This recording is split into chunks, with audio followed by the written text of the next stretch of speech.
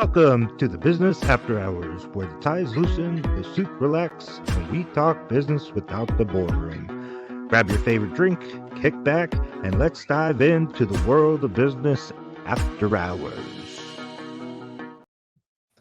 Hey everybody, what's going on? It's Jared, and with me, Jose, guest host Jeff. Unfortunately, wasn't able to make it this week. He's traveling, so we got Jose standing in, and our special guest with us is Kelly. How are you doing? I'm doing great. That's Glad to be awesome. here. And Jose, how are you, sir? I'm very good, thank you. How are you? That's awesome. Good. How was everybody's Memorial weekend? Uneventful, thankfully. Very relaxing That's, too. that's always good. And hot. It was my son's birthday, so we were all running around trying to, keep all the kids in line and that. So it was definitely fun. So hey, Kelly, how about you tell us a little bit about yourself and what you do and what got you started and everything. Yeah, sure. I'm a transformational shaman and spiritual life and business coach.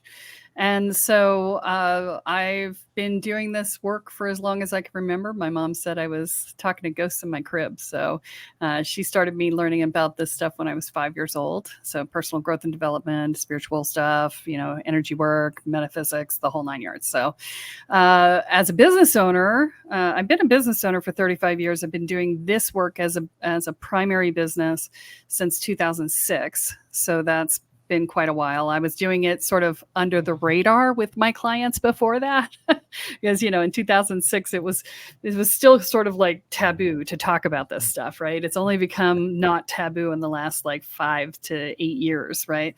And so, and even now in like corporate world, you can talk about intuition, but you can't really talk about energy work and that sort of stuff. So, it's been a process for my business because I've been fighting against that whole, or trying to work, not really fighting against it, but trying to work around it.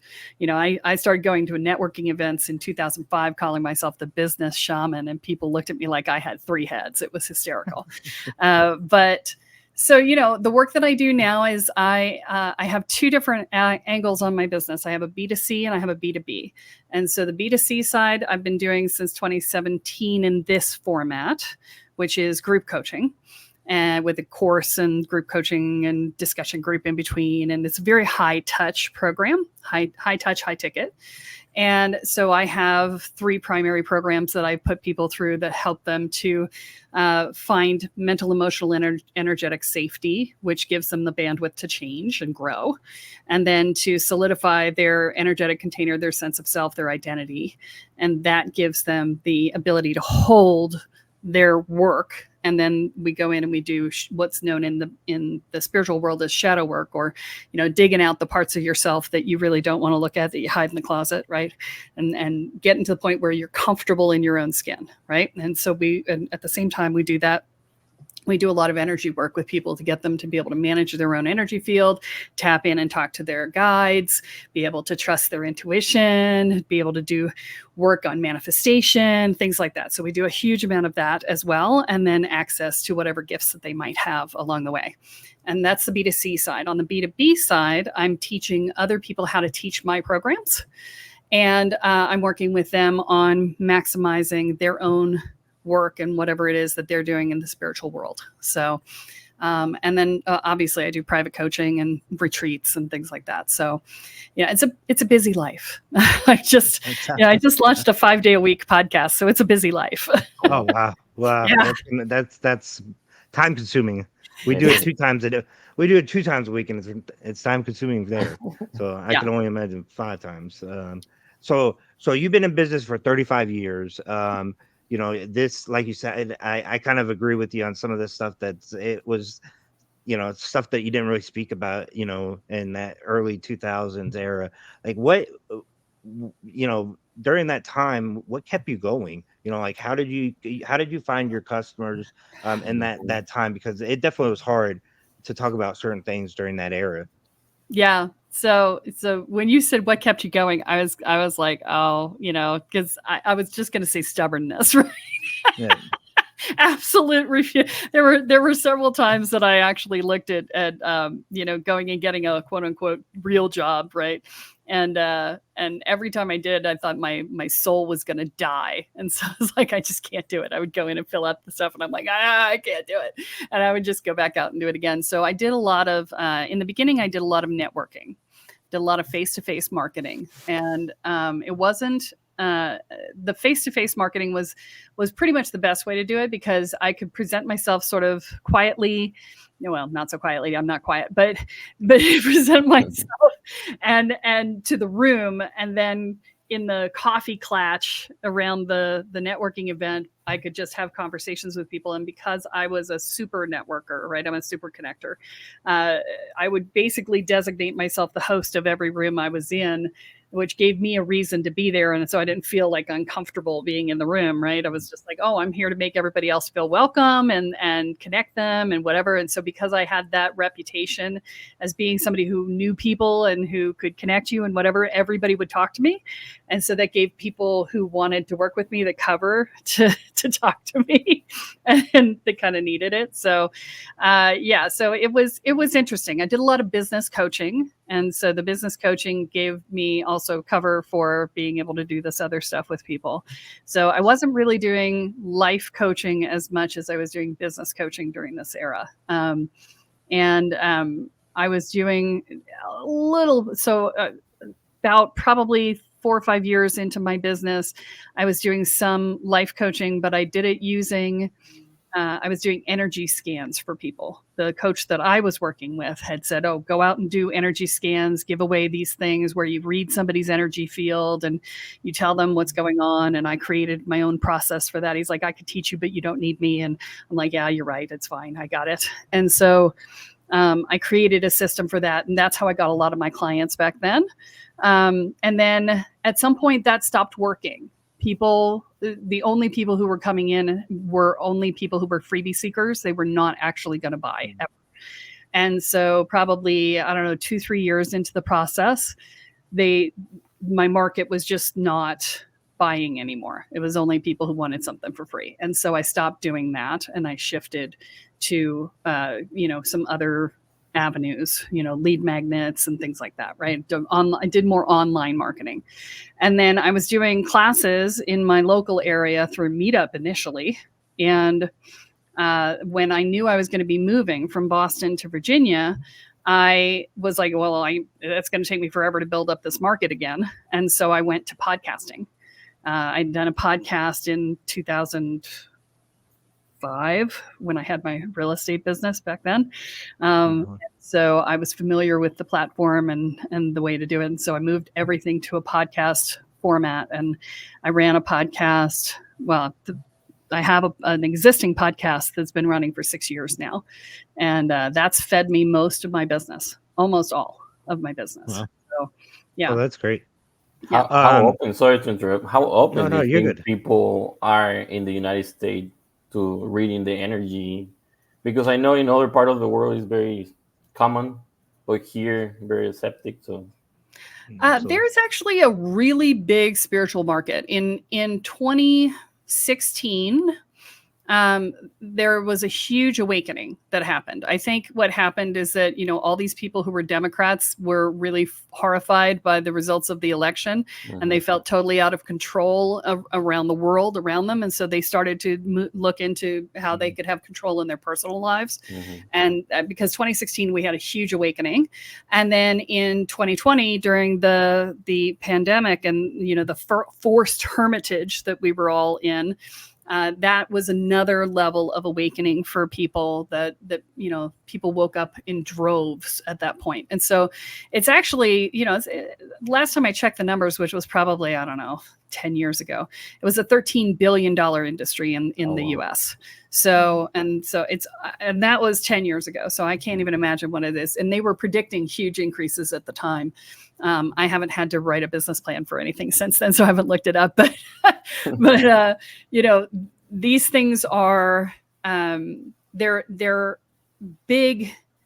It's big business. People just don't talk about it. It's so funny because when I moved to Richmond, Now, Richmond, I was out as a shaman. I'm like, I'm out of the spiritual closet. This is who I am. Anywhere I would go to meet people, which I was doing a lot because we had just moved to the area. I wanted to make friends. And I'd get a lot of, my pastor says that's of the devil. And I'm like, well, okay, but kind of hard to worship someone you don't believe in, but that's a different story, right? It's like, this is not my pantheon, right? The devil is Christian pantheon, not my pantheon. So, but anyway, the point was that everybody was coming to me with their ghost stories, and everyone had one. It's the most haunted place I've ever been in my life. Richmond, big surprise. It's the seat of the Confederacy, right? So it was the place of so many different battles and whatever. So, but it's everybody had a ghost story, and they're like, I've never told anybody outside of my family, but can you help me? And I'm like, yeah. Yeah, I can help you. And you should really start talking to each other because everybody has one of these stories. Nobody ever believed me. I'm like, yeah. It's mainly energy, right? The ghosts and stuff. Like if you feel. Say again? If the energy, whenever you feel a presence or a ghost, mostly is energy. It can be good or bad, but. Oh, yeah. Yeah, right. I mean, there's all kinds of different energies. You can see ghosts, you can see entities, you can see guides, you can see ancestors. There's morphic fields of different sort of emotions that get left behind in people's houses and stuff like that. There's all kinds of different. There's a whole world out there that most people are not aware of consciously. Everybody's aware of it. Okay, everybody has a sense. They just aren't consciously aware of it, or they don't have vocabulary for it. They just have these gut feelings or these senses or this, I don't wanna, right? I mean, 20 some years ago, my husband at the time tried to get, 30 years ago. Oh my God, I'm old. Okay. My husband at the time wanted to buy this house. And I literally could not see the house through the dark energy that was in it. And I was not super conscious at the time. I had sort of left a lot of this behind because he was an atheist and didn't like to talk about this stuff. And he was like, I love this house. I'm like, no, under no circumstances. I am not living in this house. He's like, what's wrong? I'm like, it's so dark. He's like, there's so much light. I'm like, no, it's dark. I'm not. I don't know what this is, but I'm not moving into it. Right. It was Can you not fix like the darkness or I can now. At the time I couldn't. You couldn't. I was 22, 23. Oh, okay. I was very young, and now no problem. I would have just walked in, cleared the energy, and been fine. But back then I had no idea how to do that. I was it was before I had learned that. What do you mean by people awake now? Like they're willing to learn more about it, or what do you mean? So it's very interesting. So 10, 15 years ago, when everybody was waking up back then, they would wake up with this sort of, well, I think I'm hearing my guides, and I'm sort of getting flashes of intuition, and I really want to learn more about what this is about, right? And now people are waking up much further along. So they're like, I think I'm freaking crazy. And it's like, what do you mean? It's like, well, I'm seeing things and I'm hearing things, and things that I'm dreaming are coming true. And I feel like there's something in my house, and it's like all this stuff. And they're waking up at a much higher level, like they're further along in their awakening journey. And they're going to the internet for information, which you can get now, which I kind of feel bad, because when I was coming up through the 70s and 80s, there was no internet to be, accessed by the public. Right. And there was also very little information available except by the people who really knew their stuff, who had been published by publishing houses, and who were willing to live with the stigma of being considered a crackpot in order to share this information. And so when you got information, you knew it was from a serious student of the work, right? Now, everybody and their brother has a podcast or a website talking about this stuff. And half of them have learned it from other podcasts and websites who learned it from other podcasts and websites. And, you think, well, if I find it on 15 places, it must be right. And that's not actually true, because they're all copying from each other.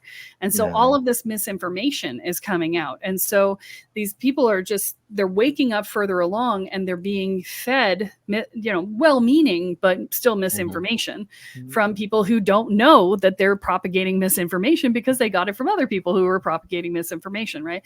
And so it just becomes this horrible spiral of how do I know where to go and where to find the right stuff? And that's the big challenge today, is being able to cut through the noise to get to the real deal, right? And that's what I feel bad for everybody about, is they go looking for answers, and then they end up with problems. So like I got asked to comment on an article for Home and Garden magazine the other day, and they had said, oh, well, we're going to do an article and talking about smudging with these different things, and one of the things they mentioned was laurel, and I'm like, please don't smudge with laurel. And they're like, what?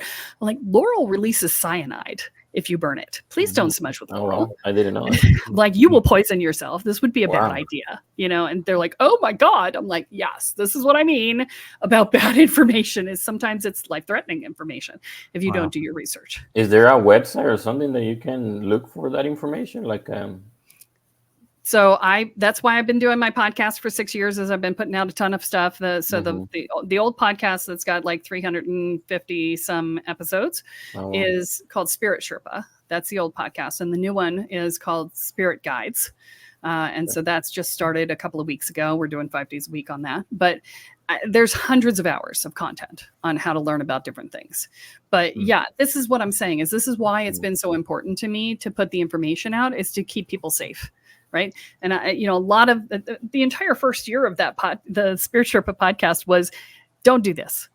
Like, this is a bad idea. So much so that my co-host finally went and said, can we do something that you can do? And I'm like, oh, yeah, that'd probably be useful. Okay. All right. Here's how not to blow yourself up. Here's how not to pick a bad, wounded healer. Here's how not to pick a toxic teacher, all the pieces. Right. Because, there's so many pitfalls that you can run into, because you're stepping into a whole new world, and you don't know how to orient yourself. There's actually a stage. So when we go through spiritual evolution, there are stages that we go through. And I've spent my lifetime sort of categorizing. I have this engineer brain. I have to structure things. And so in my mind, I'm like, okay, here's what I've seen over my 50 years in this industry is, so you start out at discovery, there's got to be more to life than this, right? And then you go into the spiritual world, and you're looking at stuff, and you're going, does this really work? I don't know if this works. Let me check it out. And then you go, holy crap, this stuff actually works. I must tell everyone I know and drag them out to workshops with me so that they don't think I'm crazy, right? And then the next stage is prove to myself that now not only does it work, but it works for me. And at the same time you're doing that, you're also doing what I'm calling spiritual orientation, which can easily slip into spiritual addiction, which is, I'm sucking up as much information as I possibly can.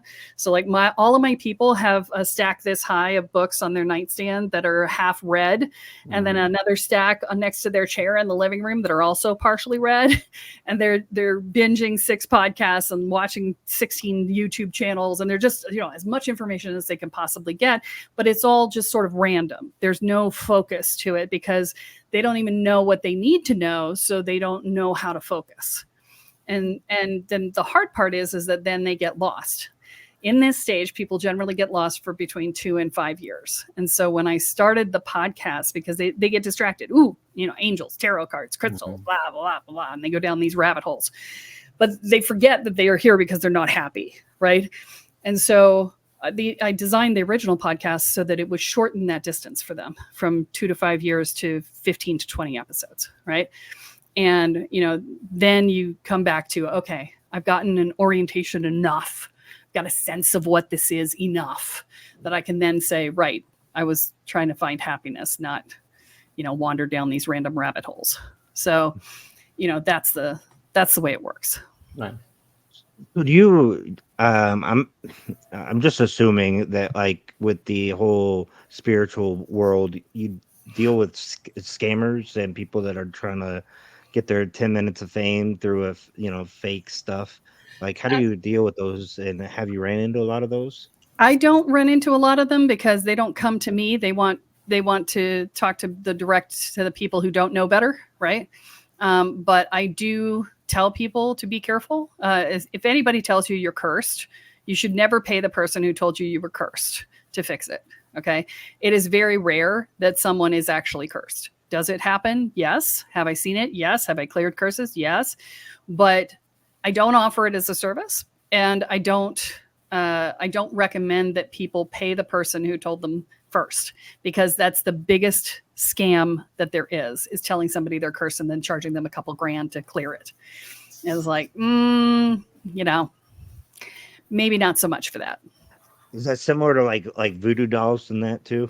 Where voodoo dolls are real, man. Is that real? Voodoo dolls are freaking real. Are they? Yeah. Do not mess with voodoo, man. Voodoo is some serious stuff. So the thing about voodoo is that it's very useful in the physical world because it is that vibrational energy. It's closer to the physical realm than to the energetic. And so because of that, it's super powerful. It's also a very highly guarded practice. So I know enough to be dangerous, but not enough to be competent. I don't practice it because it's not my tradition, and it shouldn't be my tradition. It's a West African tradition, and that would be some serious colonization for me to try and do that. But voodoo is real, so I'm just saying that. don't ever buy it in jest. It's not something to mess with. So one of the questions I thought of early on, and I just was wondering if you could explain a little bit better, what's the difference between your life coaching and your business coaching, and like your ideal clients for each? Yeah. So my ideal clients are mostly the same, with the exception of being a business owner, right? So the ideal clients are perfectionists, control freaks. You got a backup plan and a backup plan for your backup plan. You got you're highly empathic, so you feel what other people feel. You are you got a big heart and you want to save the world, but you have a hard time saving yourself, right? Those are my peeps.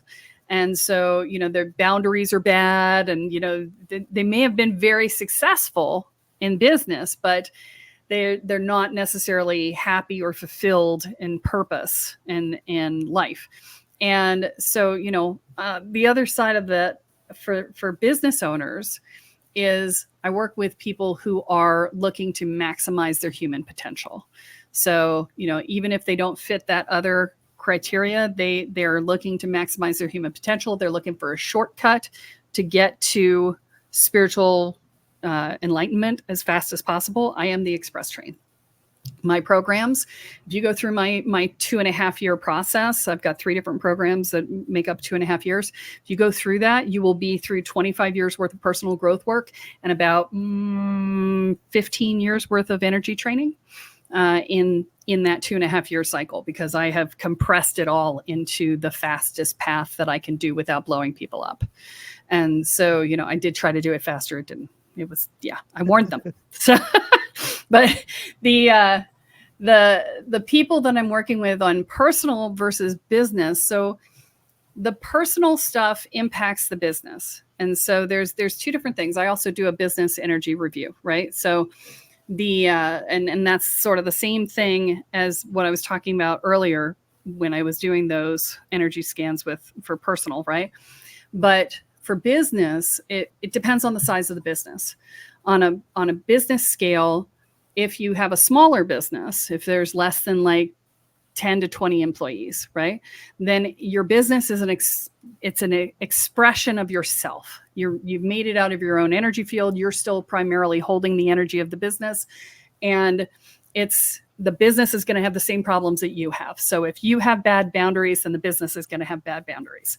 And so you're going to have issues with employees who are taking advantage of you, or you're going to have things with vendors who are not delivering and you're not holding them accountable, or you're going to have issues with clients who want more than you promised, and bad, expectation setting and all sorts of stuff like that. Or, there's all sorts of ways in which personal issues play out in your business. And now if you are looking at a larger business, and then you're also going to be looking at the energetics of the business itself. Each department will have its own morphic field based on the people who are in that department. Sorry, my allergies are killing me today. So each department is going to have its own energy. And so, if you've got interdepartmental issues or, interpersonal issues, or, let's say you're going to do a merger or an acquisition and you need to combine companies, then doing work on the energetic level on that is super helpful. I did a read for a hedge fund guy the other day who was looking at starting up 20 different businesses as part of an energy consortium thing. And, he was just asking me, am I going to get the funding that I'm looking for, sort of thing? And I looked at him and said, yeah, you'll get the funding, but that's not the problem. And he's like, well, what do you mean problem? I said, I looked at each one of these 20 and I said, this one, like these 17 will be fine. These 3 are a problem. And he's like, what do you mean? I said, well, this one will have somebody who's going to lie to you. I don't remember what the second one was. And then the third one was, this one, the plant will literally explode. It is going to explode. You need to make sure that whoever is monitoring the construction of this plant, it has somebody else who's monitoring them too, because otherwise this plant's going to explode. And he was like, oh my God, yeah, it's a problem, right? Yeah. So, that sort of thing is things that I can look at. I had a guy who was going to go and be CMO and take equity in the company to be CMO for this family company, which he didn't tell me it was family company when he asked me about it. But I looked at it, I was like, is this a family company? He's like, yeah. I said, you need to ask some more questions about the finances. He said, no, I've seen the finances. Ask some more questions. And he said, why? I said, because there's a family member who's embezzling money and the company is out of business and it doesn't even know it yet because he's stolen so much money from the company. And he's like, what? I said, just go ask some more questions. And he asked, and sure enough, there was an uncle who had embezzled tens of thousands of dollars, and the business was out of business within 2 weeks after he asked the question. Wow. And so, that sort of thing is what I'm good for in those sorts of environments. So, yeah. How do you see it? Do you see it in your mind? How can you feel the energy? How do you, what's the process? Yeah. So here's, to answer that question, I'm going to answer it sort of in a general way so that you can understand how the process works. But when you're talking to your spirit guides, because this is information coming from my guides are my interpreter to what's going on in the world around me, right? And when you talk to your guides, there's a whole vocabulary that you have to establish with your guides in order to be able to speak with them effectively. And that is usually, not always, it depends on the person, but it's usually visual, because images have multiple levels of meaning. A picture is worth 1,000 words, right? Mm-hmm. And so over years and years and years of practice, I have developed a vocabulary with my guides that says, okay, these images mean these things. And when you put them together in different ways, they have different associations and all the pieces, right? And then they give me new stuff, and I have to say, okay, I don't know what this is. You got to tell me what this is. Talk to me, and they tell me. So this is one of the reasons why tarot cards are so effective, is because they are symbolic. And so when you speak in symbols, the symbols relate to one another very differently. So if you put a symbol by itself, it means 1, maybe 2, maybe 3 things, right? But when you put it next to another symbol, it may mean 18 or 20 different things. And if you put them in the opposite direction, it may mean completely different things, right? And it's because the symbols themselves are relating to one another and informing one another. And so if it sounds complicated, it's very complicated. Okay. And this is why years and years of work is the thing. But when I do it, I'm literally going out and I'm looking and I'm talking to my guides and they're showing me pictures and they're talking to me, and there's a whole process. And do you have a notebook writing down the symbols, or or you just said whatever you see in your mind, you just say it out loud? Yeah. I mean, it's no, I would say that the first thing I do is I go out and I talk to them and I get a sense of what's going on. And then I bring that information back and I make some notes, and, or I might talk because I tend to talk more than I write. And then I'll ask for some more information and I'll dig a little deeper, and, I'll sit there with the client on the phone. Sometimes like the hedge fund guy, I did it separate and then sent him a message that was like 7 minutes long. It's not like doesn't need to be really long if you know what you're saying, right? Yeah. And then and then the information comes through and I just share what I've got. So, it's not I don't do complex reports or things like that. I'm like, the goal is just to get you the information as fast as you need it, right? Mm-hmm. So, I think nobody really wants to read a long report anyway. So that's very true. Yeah, that's true. Yes. Definitely. Do you have any like recommendations or that for somebody starting a business that maybe wants to consider their spiritualness in that business choice? Absolutely. So the very first thing that I would say is be very careful about putting the weight of your self-worth on your brand new business. If your business fails, it doesn't mean you're a failure. Okay, this is what I mean about putting the weight of your self-worth on your business. If the business is a success, it doesn't mean you're a success. Okay, the business is the business and you are you. And you need to keep those two separate, because the weight of your self-worth will crush the energy of your business. And it will also limit the business's ability to grow. So when you look at that, you want to be very careful about separating yourself from your business in that fashion. The second thing I'm going to say is, energetically, do your inner work. The best things to grow yourself in life are running a business and having a relationship. Those are the two best workshops ever, right? And so running a business is a workshop on your own personal growth. So work on your own issues and address them, because you will build into your business any limiting beliefs that you hold within yourself. And the third thing I'm going to say is hang out with people who are already successful, because your belief in how much money is in the world will be dependent upon the people that you hang out with the most. If you hang out with broke people, you will believe that everyone is broke, and therefore you will not believe that the money can come in from your business. Especially if you're doing any high ticket anything, you need to believe that money exists in the world, because people need to spend it with you in high ticket programs.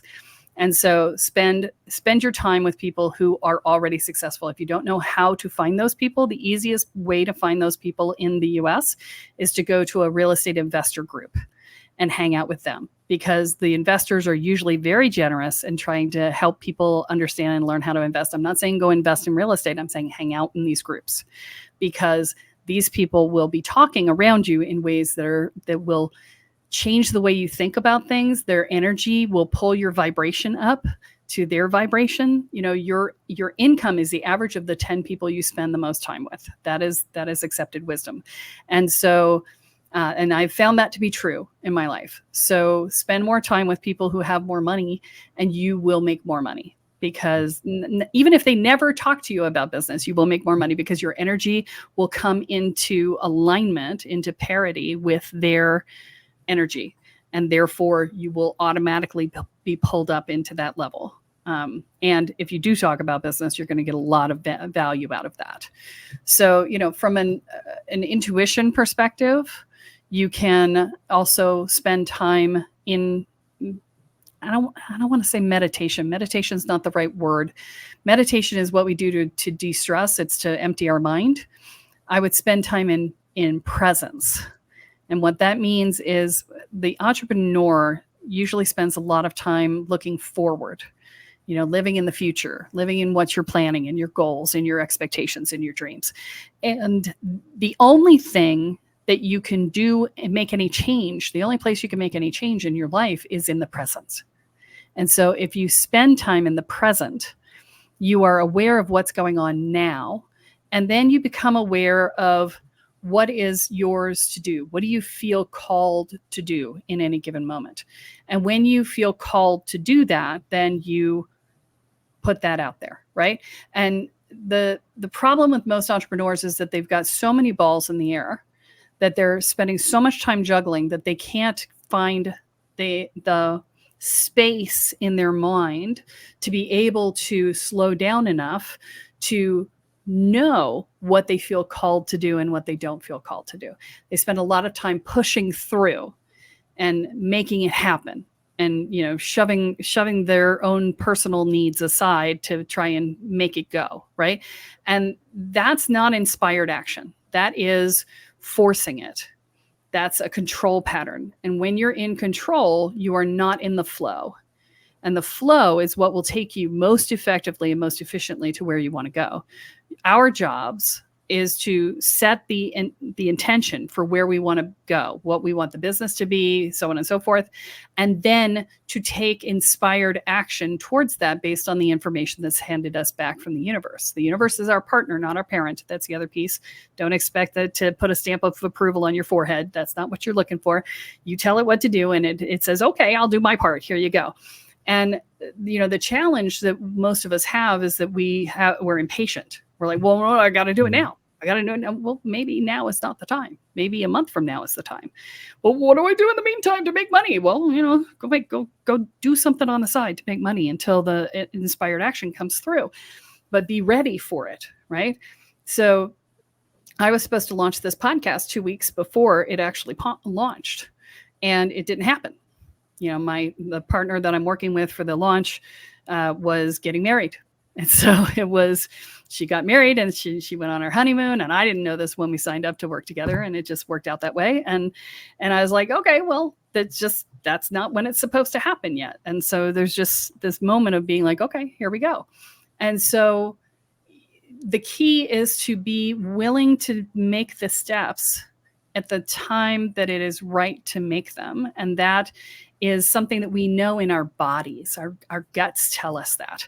If you're in a place like yesterday, I was like, I had like 15 things to do, and my body went, ugh. And I went, okay, I'm done. My body has nothing for me. I'm not doing any of this today. I will just put it off, and it'll happen tomorrow. It'll be no big deal, right? But you have to trust your body and listen to your body in order to be able to do that. And if you're in the present moment, then you have the ability to do that.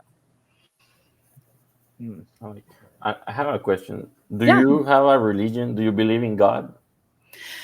So religion is a organized form structure that exists in something outside of you. I have a belief structure that is probably similar to a lot of people's, but there's no organized religion around it. So, and as far as God goes, I don't believe in God as an old man in the sky. To me, I am God and God is me. And we are all God and God is all us. We are all one, and we are the creative force within the universe. And we are having an individual experience on this planet as separate beings, as the illusion of separate beings. And that within that construct, we are still connected through what Jung would call the collective unconscious, right? And that, and if you look into quantum mechanics, that, a lot of this is sort of borne out in quantum mechanics as well. And this idea that things can wink out of existence in one place and wink into existence in another, and so on and so forth. And so in my world, we are God, all of us. Which actually tracks back to the Bible and some of the things that Jesus has said. So, I'm very fluent in the Bible because I came up through a Christian church. So, okay. Yeah. That's great. So, Jose, I apologize, but I'm gonna have to drop you as a friend. She said only rich people. So I know. I was gonna do the same joke. So first off, sorry, Jose. You gotta go. My apologies. Hey, come on. She spoke it. It's gotta be. My apologies. All right, I'm just okay, kidding. I'm signing up. Bye. You said it, Kelly, not me. All right. I just said, 10 people. Jose, you gotta go. No, I'm just kidding. Come on. So no, this has all been great information. And so, man, it gets my mind. Go ahead. Sorry. I have one more thing that I want to say, because it is the best piece of advice I ever received in my business. And it was, so there's two pieces, actually, two things that I want to say. One is read the book Profit First, because it absolutely changed my financial situation in my business, and shifting everything into the profit first model made such a difference in my stress levels and in my ability to manage my money around my business, which is something that nobody taught in all the business books I read.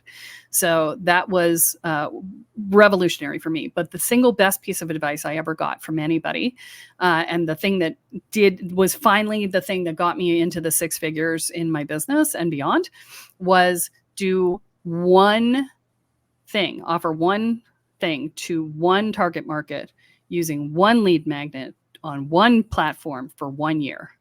And if you do that, you will be successful. The problem that most business owners do is that they what I call the panic pivot. It's like, put it out there, wait 2 weeks, didn't work immediately. It must not be the right thing. Panic and pivot, right? Mm-hmm. Every time you pivot, you start over. Yep. And when you start over, you're starting from scratch. Mm-hmm. And 2 weeks is not long enough. A year. You've got to be able to commit to it for a year. And, that's the piece that you've got to pay attention to. And and if it doesn't work, then try something else. Optimize. It is frustrating. It is boring. It is obnoxious, but it is necessary. And when something works, don't stop doing it until it stops working. Just because you're bored of seeing it doesn't mean anybody else is. If it's still bringing money in the door, leave it alone.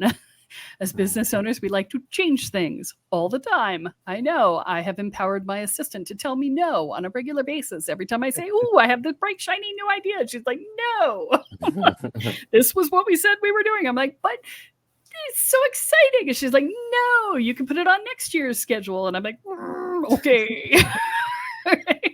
But that's... So what's the name of the book? Profit First, right? Profit First by Michael Michalowicz. I have really homework. I'm going to read it. Thank you. Yeah, it means I always have money for my taxes, and I've always got, everything is always set up. And that was the hardest thing for me for years and years, was just having the money set aside for my taxes and getting that all set up, and being able to budget and being able to project where money is going to be coming and going, and how I need to adjust my budget and things, because I have recurring revenue. I have, my clients work with me for a year. So sometimes they're on a monthly payment plan. Sometimes they pay in full. Being able to look at that and look at my income projections and go, okay, so, like 6 people are going to be falling off this next month. I need to look at where I'm going to bring in that extra money and all that. Right. Yeah. I do believe too that whenever you raise a certain way, affects the way you bring money to your, I believe that. Well, yeah. And that was the other thing. I got behind on my taxes because there were years that were super lean. I mean, oh my God, super lean. Right. And I got behind on my taxes for like 4 years, and I just couldn't get them done. And I tried. I mean, I hired like 6 different people, and I tried to do it myself. And QuickBooks just dumped my entire database of all my transactions for like 2 years worth of entries. And I just spent 8 weeks putting it all in. I was like, oh my God, I'm going to die. And, so it just snowballed on me. And when I got that under control, when I sat down and I had a friend come in and help, and we traded help. I helped him with something else, and he helped me with this. And when I got that under control, that's when my business started to take off. Was when you are out of integrity with money, you're out of integrity with money. And, if you're not taking care of your money, the universe isn't going to give you more. T. Harv Eker used to say in his Peak Potentials program, his Millionaire Mind program, he used to say, the universe will give you, it's like you're a child with an ice cream cone, and the universe gives you one scoop. And if you end up with the scoop on the floor, it's not going to give you 2 scoops. It's a kind parent. It's going to give you 1 scoop again and hope that you can hold it on the cone. If you want 3 scoops, you have to learn how to master 1. And that's really, I found that to be true. So when I got all of that cleaned up, that's when I opened up my ability to deal with my money and have it come in at a higher rate. No, thank you for sharing that. Like that, the tax. I know that's kind of personal, but it definitely shows that we as individuals and business owners kind of struggle. We all have our own individual struggles, and even though we may be successful, we've had those periods that were rough, to say the least. What right now do you feel like is your biggest struggle in business? So right now, I'm in the process of transitioning. I'm starting a second business with a partner, and I am in the process of looking at that second business is going to be bringing in a significant amount of more income and a significant amount of more business into my existing structure. And so what I'm looking at right now, so last year I rebranded because what happened was when 2020 hit, everybody got overwhelmed. They got burned out. They didn't want to do the personal growth work. They just wanted to do the fun magic stuff.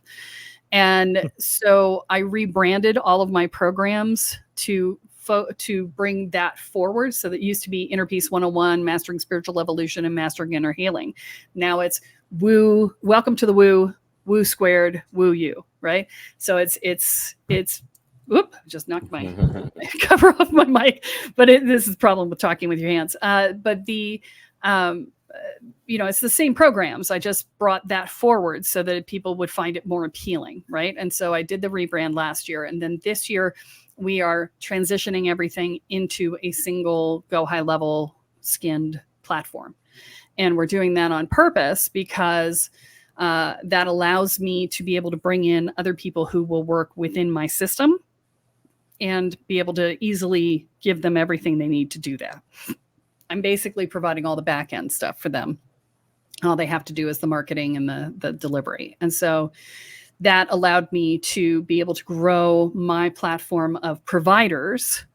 And that's where I'm at now. I've been working with them for about 9 months, getting them ready. And, if I've got one who's ready to go now, I've got a few more who will be ready to go in the next 3-4 months. And so that is, what I'm doing right now is I'm standing in a position where I know my business is about to explode in the next 4 or 5 months. Right. And actually, I'm saying 4 or 5 months. Spirit told me June 17th. So that's a lot sooner. But on June 18th. Yeah. No, just kidding. Well, and it might be that's when we hit new and notable on the new podcast, which is what we're shooting for. Right. So they weren't clear, but that was June 17th is the date. And I'm like, okay. So, but when I look at the business, quote unquote, realistically, right, I'm thinking 4 to 5 months. And so part of it is I'm mentally getting myself ready to be the CEO of that company, right? Because that's a whole leap for me from running, a little business with me and, a couple of other people, as contractors and, blah, blah, blah, blah, blah. And then suddenly I'm now running this major organization. So I'm looking at things like, how do I manage communication? Because once you get every 4 people that you have in communication requires double the communication. So, if you've got 4 people, you require X amount of communication. 8 is double, it's 2x, right? So it becomes a lot more effort to get the information out. And I'm already having that problem because my assistant's going, what are you talking about? I don't know anything about this. And I'm like, oh, I've been talking about it nonstop. I thought I'd talk to you about it, right? So I've got to find more structure for that. That's one of the things I'm dealing with. And then the next thing is I've had to wrap my head around the identity of being somebody who's a household name, which is what they also told me. I've had multiple people coming to me saying, Spirit has told me you're going to be a household name. And I'm like, I have never wanted to be famous. I don't understand what to do with that. And I had a lot of fears around it. I had a lot of, freedom is my highest value. And so I'm like, oh, security guards and right. And can't walk out in public. Right now I live in a tiny little town in Panama, right? We've got 25,000 people, right? And I hadn't registered that, people have recognized me from TikTok in town, and I've enjoyed that process and been like, oh, hi, how are you? Let's have lunch or whatever, right? It didn't occur to me that I don't have a problem with being recognized, but I was having lots of mental limiting factor beliefs around it. And so I've really been working that, and the universe has sent me a lot of support for that. It's sent me like John Rhys Davies, the guy who was Gimli on The Lord of the Rings. Oh, right? Yeah. John Rhys Davies was in town here. Oh, wow. In my tiny little 25,000 person town, he was here, and I got to talk to him and his daughter about what his life was like. And Neil Donald Walsh, who's one of the most famous authors in the spiritual world, his people reached out to ask if he could be on my podcast to launch his new book. And so I got to talk to him about what it's like, right? I was like, oh, this is so awesome, right? And so they put to rest my fears around the safety and security issues around being famous. And so I'm feeling a lot better about that. And so that's opened up the ability for this to flow. And what's been very interesting is that while I was in the depths of it, we were having a really hard time booking me as a guest on any podcasts. And then when I finally got through to the other side, boom, all these guest appearances showed up. And I'm like, oh yeah, that would be why. Yeah. Because I was working it. You have to step into the identity of the person that you want to become. And in this work, if you are trying to grow your business, especially exponentially, like this is going to be, you have to be willing to step into the identity of that person that you will be when you're running that business. And it's not about getting the business there. Not to say I'm not doing that. I am absolutely doing that work. But more importantly to me is me becoming the right person to run that business. And that's the thing that most business owners don't pay attention to. They do the things, but they don't do the work. And then when the things make the thing work, they have a crisis of identity and they melt down. And either they end up getting removed from their position by a company that's trying to maintain itself, or they crash the company. And so, that because it brings them back into the identity that they're comfortable with. So I do the identity level first, and then I do the work, right? Because the identity level is the piece that allows you to hold it. Yeah. Well, we're kind of coming to the end of the episode. So I really appreciate, Kelle, you being on and sharing all this. It's been a wealth of knowledge. And I've never really, I kind of believe in the spiritual world, and I have my own little ghost story, and, and it's always intrigued me. So listening to you for the past hour has been wonderful, and even more intriguing. And so what's the best way to get a hold of you if they would like to seek your professional experience? Yeah. So the best way is to just set up a discovery call. So if you go to my website, it's on the screen, kellesparta.com, Kelle. If you're listening audio, I don't know if you have an audio version, but so it's Kelle and Sparta, like the Greek city state. And so you just go there, click on the discovery call button in the upper left-hand corner of the website, and you can set up a time to talk to me. We'll sit down for 15 minutes and sort of figure out what it is that you're looking at and what's important to you, and see if it's a good fit, right? Yeah. Awesome. And so that's best way to get a hold of you is through kellesparta.com. Yep. Okay, great. Yeah. And of course, if you want more information, you can always listen to the podcasts. So it's Spirit Sherpa, like a Sherpa that takes you up the mountain. SHERPA is the old one, and the new one is Spirit Guides, which is much easier. Right. Yeah. And we'll try to have it. I'll try to have it linked in the YouTube channel as well for you. Awesome. In the description. So hopefully they can go to that as well when they're listening to the podcast. Jose, thank you for being the guest host for today. Thank you. Great information. I appreciate it. And so with that, we're going to go ahead and sign off. Thanks everyone for joining us. And remember, like, share, and subscribe, please. Welcome to the Business After Hours, where the ties loosen, the suit relax, and we talk business without the boardroom. Grab your favorite drink, kick back, and let's dive into the world of business after hours.